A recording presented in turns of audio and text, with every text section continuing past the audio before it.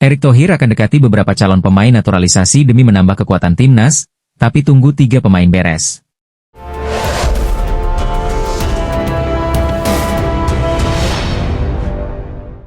Kiper yang disebut-sebut memiliki keturunan timnas Indonesia, Donny van den Heuvel dipanggil ke timnas U21 Belanda. Donny van den Heuvel diketahui juga mengikuti akun Instagram PSSI. Pelatih timnas U21 Belanda, Michael Reiziger telah mengumumkan skuad sementara untuk melawan Italia dan Rumania pada laga persahabatan pada Maret ini. Donny van den Heuvel masuk dalam skuad sementara tersebut. Kiper 21 tahun itu kini memperkuat klub kasta teratas Belgia bersama klub Brugge. Sebelumnya ia bermain untuk tim U21 Leeds United. Ia merupakan jebolan Akademi Ajax. Pemain kelahiran Delft, Belanda itu memang langganan memperkuat timnas kelompok umur Belanda. Donny van den Heuvel pernah membela tim U15, U17, U19, U21 Belanda. Ia belum pernah menembus timnas senior Belanda. Saat memperkuat timnas U21 Belanda, Donny van den Heuvel baru bermain dalam 2 pertandingan dalam 2 laga persahabatan. Ia lebih banyak berada di bangku cadangan.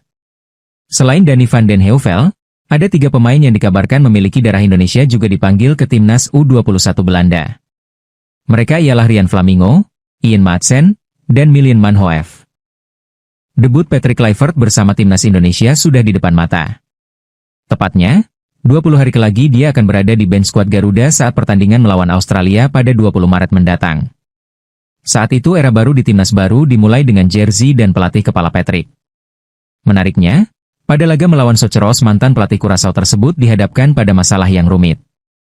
Pertama, Patrick Kluivert dipastikan tidak memiliki waktu untuk menggelar pertandingan uji coba. Pemain mulai dikumpulkan seminggu sebelum pertandingan melawan Australia. Tentunya, dia sudah harus mempersiapkan pendekatan terbaik di timnas nanti. Anggota Exco PSSI, Arya Sinulinga menjelaskan bahwa semua pemain timnas akan berkumpul di Australia. Mereka hanya akan menjalani pemulihan sambil beradaptasi di bawah komando Patrick sebelum melanjutkan perjalanan. Terutama mereka yang berkarir di Indonesia dan tim Asia Tenggara akan masuk dalam satu rombongan. Pasti mungkin seminggu sebelum pertandingan. Yang di sini akan langsung ke Australia, kata Arya Sinulinga. Masalah semakin menantang karena pemain yang berkarir di Eropa akan langsung menuju Sydney. Tentunya, dengan perjalanan yang jauh maka mereka harus memanfaatkan waktu yang ada untuk segera pulih. Patrick dan stafnya harus mempertimbangkan ini karena duel melawan Socheros adalah pertandingan debutnya. Dan yang lainnya terbang dari berbagai tempatnya. Jadi meeting point-nya langsung di Sydney, ujarnya. Timnas Indonesia memang diproyeksikan akan mendapatkan tambahan kekuatan. Emil Audero, Dean James, dan Joey Pelupesi saat ini prosesnya sedang dikebut akan segera bisa membela timnas. Hadirnya nama tersebut ditambah Ula Romeni membuat banyak nama baru di skuad Garuda yang membuat proses adaptasi menjadi kunci. 4 poin menjadi target rasional saat melawan Australia dan Bahrain. Namun, Patrick tentu ingin membuktikan diri apalagi ada Alex Pastor dan Denny Lanzaat di kursi kepelatihan. Kemenangan di markas Socheros bisa jadi jawaban setelah dia mendapatkan banyak sorotan negatif saat diumumkan menjadi pengganti Shin Tae-yong. Pokoknya antara tanggal 7 sampai 10 Maret, kalau lewat dari tanggal 10 Maret, ia tidak bisa diregister ke FIFA, kata Ketum PSSI Erick Thohir terkait proses naturalisasi 3 calon pemain baru timnas Indonesia. Perburuan terhadap pemain keturunan untuk dinaturalisasi agar bisa memperkuat timnas Indonesia terus dilakukan. Hal tersebut diungkapkan oleh Ketua Umum PSSI, Erick Thohir. Erick Thohir belum bisa mengungkap nama-namanya. Sebab, ia baru berencana melakukan pendekatan usai 3 pemain yang sedang diproses selesai terlebih dahulu. Ada beberapa pemain lagi yang kemungkinan saya dekati, mungkin usai bulan Maret, ujar Erick Thohir kepada awak media. Profilnya masih rahasia, kita mau selesaikan proses 3 pemain, kalau sudah resmi jadi WNI baru kita umumkan, kata pria yang juga menjabat sebagai Menteri BUMN RI tersebut. Erick Thohir tidak ingin sembarangan menaturalisasi pemain. Sebab, pihaknya mempunyai kriteria untuk pemain diaspora yang diproyeksikan membela timnas Indonesia demi lolos Piala Dunia 2026. Sekarang kami mempunyai standar yang tinggi, kami tidak mau asal menaturalisasi pemain, tutur Erick Thohir. Sekarang, saya meminta pelatih, Patrick Kluivert dan asistennya, untuk terus mencari pemain naturalisasi grade A, ucap Erick Thohir.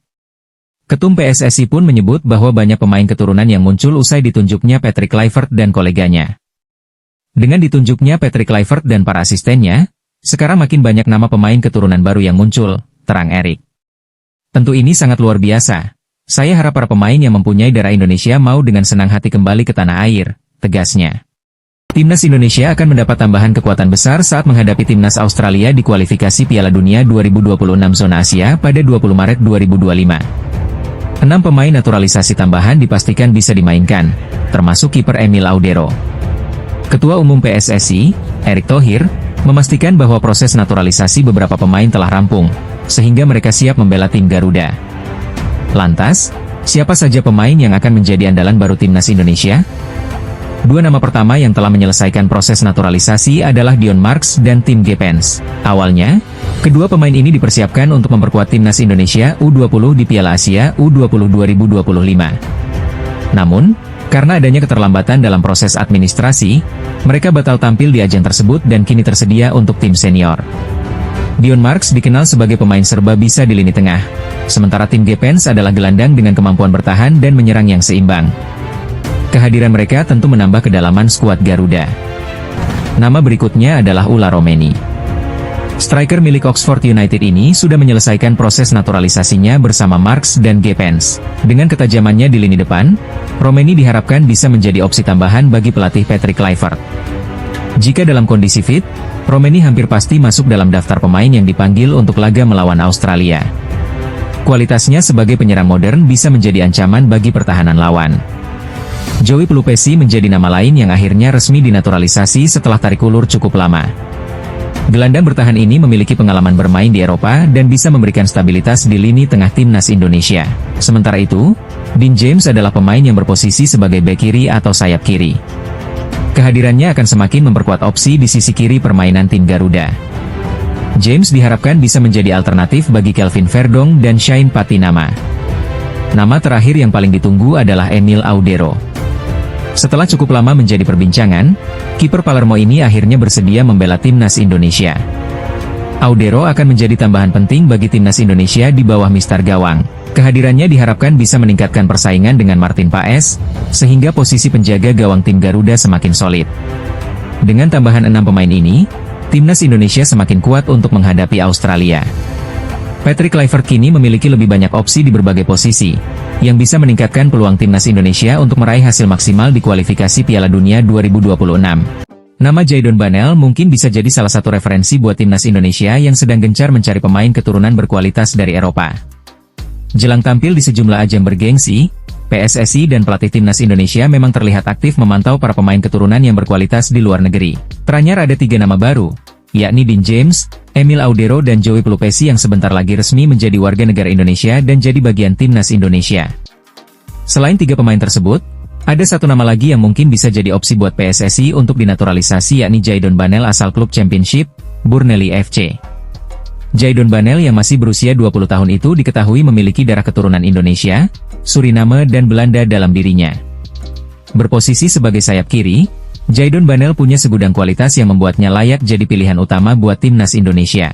Meskipun masih berusia 20 tahun, ia sudah mampu bermain di Championship dengan market value 17,38 miliar. Berikut admin coba mengulas profil serta potensi dari Jadon Banel, penyerang potensial berdarah Indonesia di kompetisi Eropa. Banel merupakan pesepak bola muda asal Belanda yang lahir di kota Amsterdam pada tanggal 19 Oktober 2004 silam.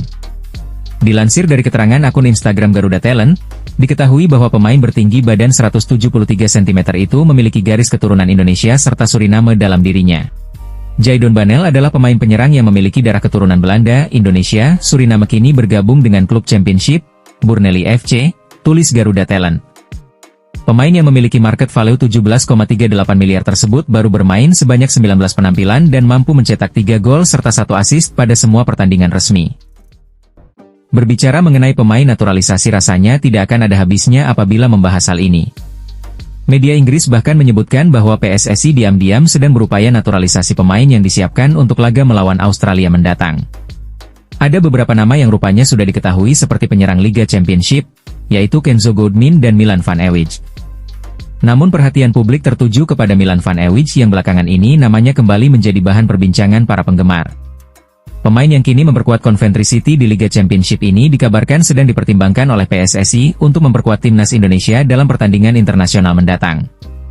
Bocoran dari media Inggris Football Insider menyebutkan bahwa Van Ewijk tengah berada dalam tahap negosiasi. Sebuah langkah yang diam-diam sedang digodok untuk menambah kekuatan timnas, khususnya menghadapi Australia di kualifikasi Piala Dunia 2026 Maret mendatang. Federasi Sepak Bola Indonesia sempat menghubungi Milan Van Ewijk, kemungkinan menanyakan apakah dirinya bersedia dinaturalisasi atau tidak, tulis Football Insider. Namun pembicaraan itu seperti hilang. Apakah Van Ewijk menolak tawaran tersebut atau belum mengambil keputusan? Lanjutnya.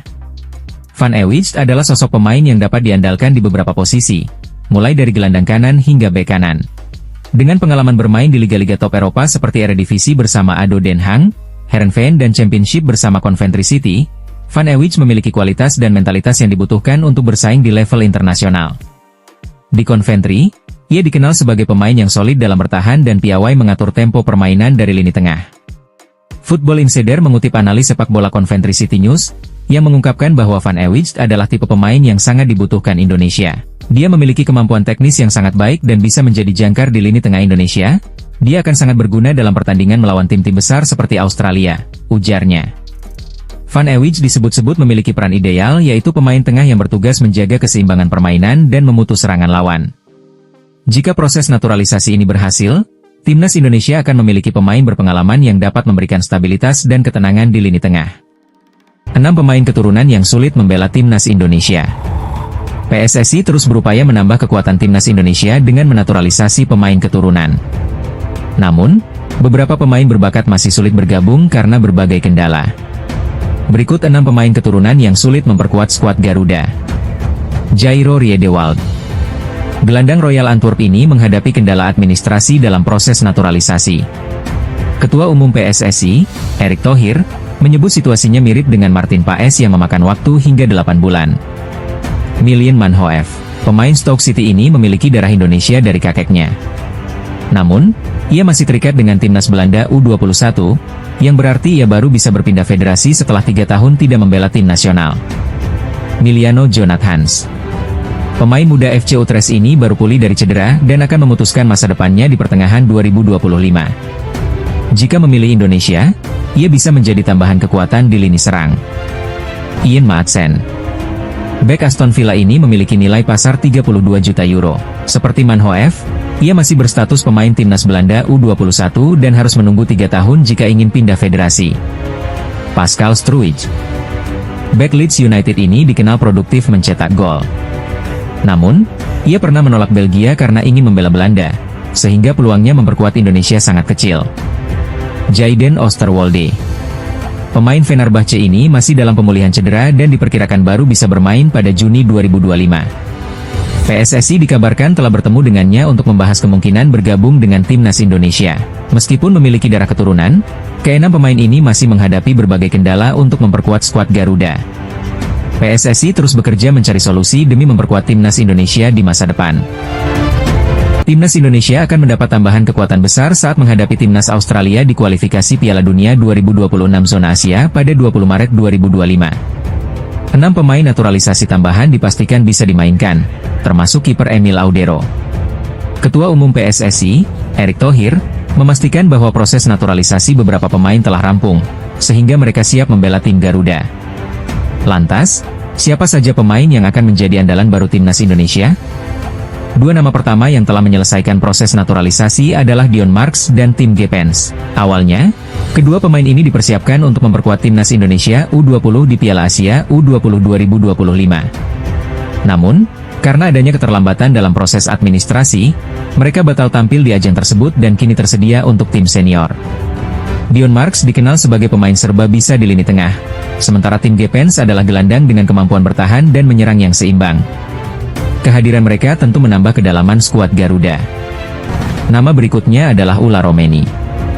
Striker milik Oxford United ini sudah menyelesaikan proses naturalisasinya bersama Marks dan Gepens.